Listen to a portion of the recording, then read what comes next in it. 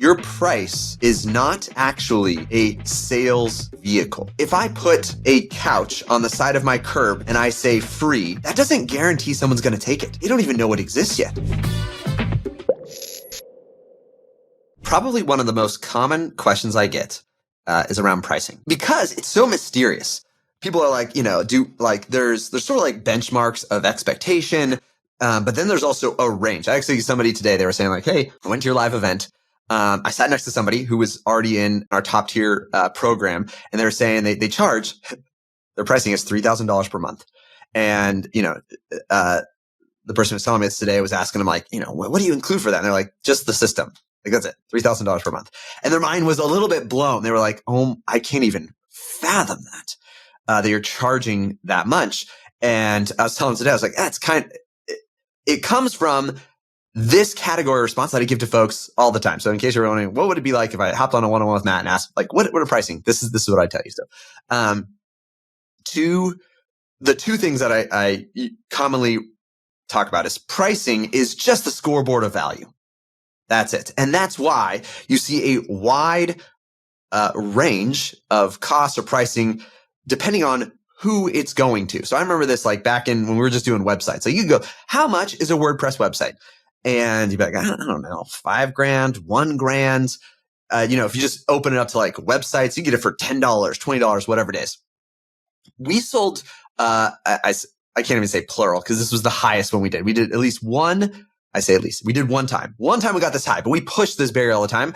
Over $300,000 for a WordPress website. $300,000. Some people are like, I could never even imagine. How could you, like, what is that? A WordPress website laced in gold? No. The reason why the price was justified was because we kind of learned through this process of value is in the eye of the beholder. Like, it depends on who is receiving this. Who is it for? There's a couple little levers there of expected delivery level, but ultimately the same product in a different person's hands is worth a different amount. This is why if you just zoom it out to like vehicles, if you looked at like cost of production between a, super high end luxury vehicle and a low end vehicle, you'd be surprised in the difference in like cost of goods sold versus price there. It's not a linear relationship. Like, oh my gosh, all the handles are laced in, beautiful materials and that's what drives up the price. It's like, it's brand and then there's targeting there around it, but it's because they're selling it to folks that have a higher perceived value of whatever they're selling. So in this, when it comes to like industries, then you find this, you're like, wow, marketing services, they charge a lot less to someone who's like a newbie startup who's selling lawn care services compared to somebody who's like an established law firm. And they might do the exact same things. You're like, what do? They make sure your website's there. It has all the details about what you're gathering. When a lead comes in, makes sure they're nurtured, and then helps them get set onto an appointment. The difference is not in the delivery. The difference is in the value of what you're delivering. Me helping a, lawn care company get one more customer, might be worth to them $3,000 a year. Me helping let's go with like if you're a PI or personal injury lawyer, receive one more client, that might be worth to them $100,000. And so same activity, same effort, same product. One's worth $3,000, one's worth $100,000, and it had nothing to do with me or what I'm providing or what I'm doing. So then if you price accordingly, you can price to the value of what they're receiving. You don't have to price based on the delivery that you're providing. And so that's the first dimension to this is like pricing is really a scoreboard for value. If you, I've heard it said this way, like if you want to charge more, solve rich people problems. Like that's it. Solving the same problem for someone who values it more is worth more. Like you will be able to charge more and they'll be happy to do it. The kind of framework where I'm like, how do I break down the value? How do I choose on a number? I think if the value received is 10x the price that's paid, it feels like a no-brainer to me. If someone told me I'll charge you 10 grand, but you're going to receive 100 grand, I'd be like, game on, because most businesses have at least a 10% margin in there.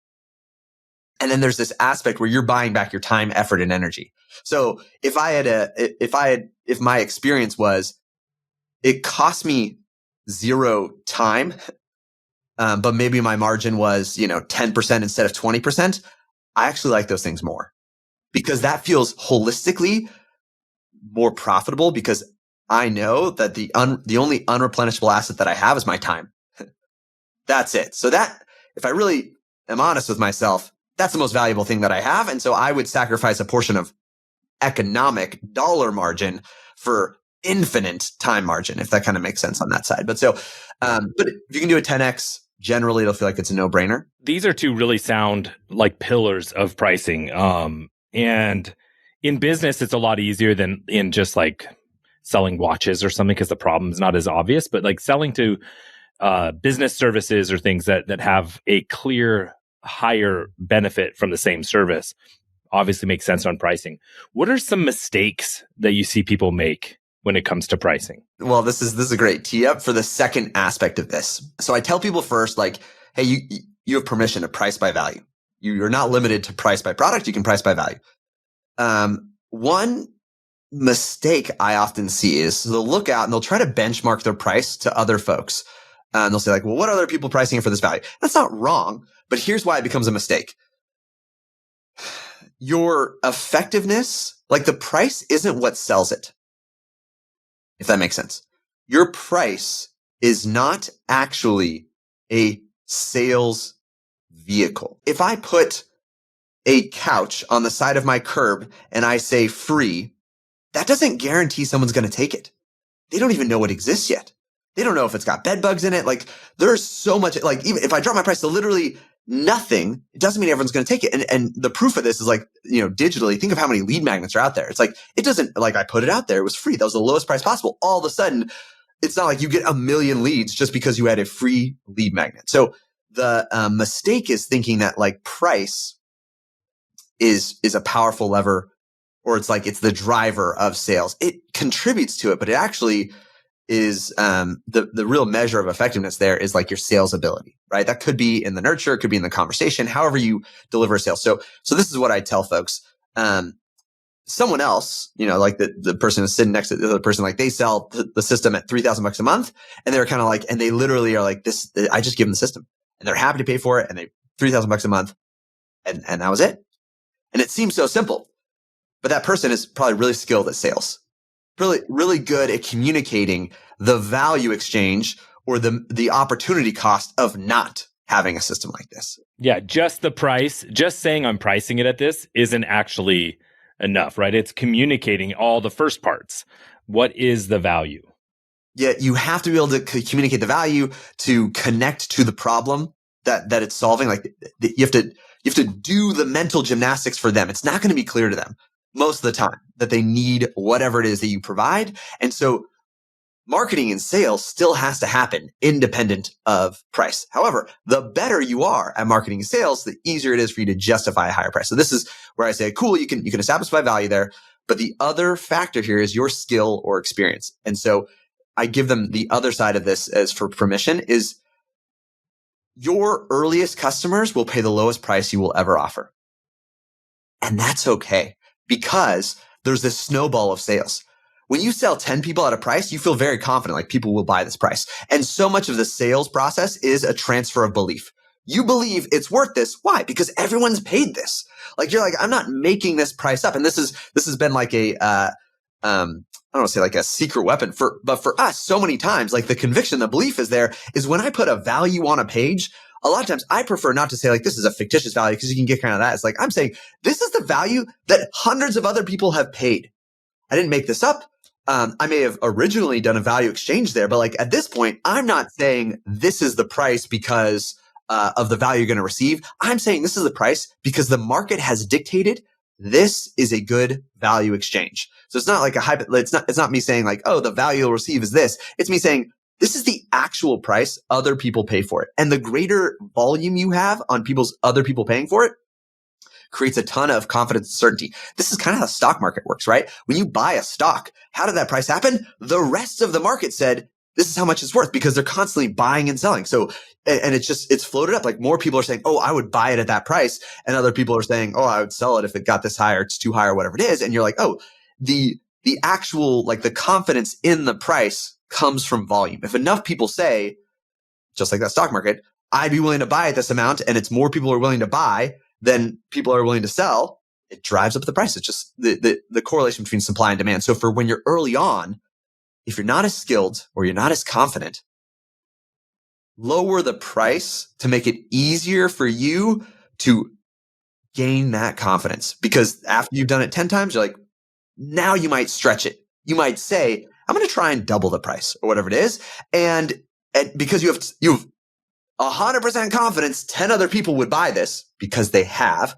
You don't quite have confidence where they pay 2x, but you try. And if they do, you're like, turns out they will. And so this has been the combination of those mindsets of like understanding that price is just a scoreboard for value. How much value are they receiving? And if you take that value, whatever it realistically is, divide it, go with 1/10 of that price point is kind of a no-brainer. Do they understand the value? No. You're going to have to do that education, that nurturing, that communication, that is the marketing and sales process where they understand how your solution solves their problem. But then also give yourself permission that you don't have to try to extract the maximum amount of value out of your first customers. It's okay for them to get the best deal. Especially in something that's like software based, right? Where you have higher margins. Like services are a little tougher to push that, but same thing. Like I love that idea that you purport, like that you push forward of the snowball effect. Like just go get some wins and then you can build on those and get the momentum. You didn't sell that $300,000 WordPress site as your first site, right? Not at all. And that's the other thing about it is in pricing, part of that confidence is social proof. So I say, we'll talk specifically, it's kind of pricing, but it's still when I tell folks, a lot of folks, they get into the software space because they want this experience. They want people to find them, to buy from them, and to never talk to them and to stay around forever. It's a weird thing, but it's kind of like true. Like people are looking for like, I want to solve a problem that doesn't require my time. And software gives you that ability. Like I would say there's a lot of incredible software solutions that are out there that I buy, that I purchased, that I received, that I enjoy and I benefit from. And I never needed to call and I never talked to the owner. Definitely never talk to the owner, right? So it's possible. And we see this all the time and like we recommend it to friends and we're like, oh, this is an awesome tool. And so it's a cool intersection of possibility there because of all the heavy lifting that now software can do on our behalf. We can imagine a solution, craft it together and have that high leverage experience. They find out about me, they buy my stuff and they never talk to me and they're stoked. Like, what an incredible intersection. However, this is the 3-part ingredient that I tell folks, this is what you need to get there. I say it's problem market fit, which we'll go in. I don't know if I've talked about it before. I'm not going to go in that, but then it's price market fit. Well, I'll say, so problem market fit is, can you describe their problem in their words? Where they're like, I understand the problem you're solving. Price market fit is, if I understand that problem, is this price a no-brainer? To solve that problem, it's a no-brainer. The third piece is proof. Problem market fit, price market fit, and then social proof and proof. And proof comes in doing. So those first customers that you have, it's okay if they're like, wow, I paid you X and I would have been happy to pay you 10X because they will be your loudest fans. They got the best deal. They did. They're the ones who are telling you should be charging more, but don't charge me more, right? Like those are great experiences to have because they get you closer to that possibility where, where the reputation goes before you, the problem is clear of what you're solving. And then on that price side, you can continue to inch that price up because the value's there. But now that social proof gives them confidence that you can actually deliver on what you're saying you can deliver on. And so that's the progression. It's a natural progression. But so early on, the win isn't actually the customer. The win is the social proof. And so if you can make the price lower so that they're like ecstatic about the insane amount of value that they got out of it, that will continue to serve you really well into the future. I love it. Amazing pricing tips. I'm going to encourage everyone, please share this with an entrepreneur or somebody else who's looking to dominate their market through intelligent pricing.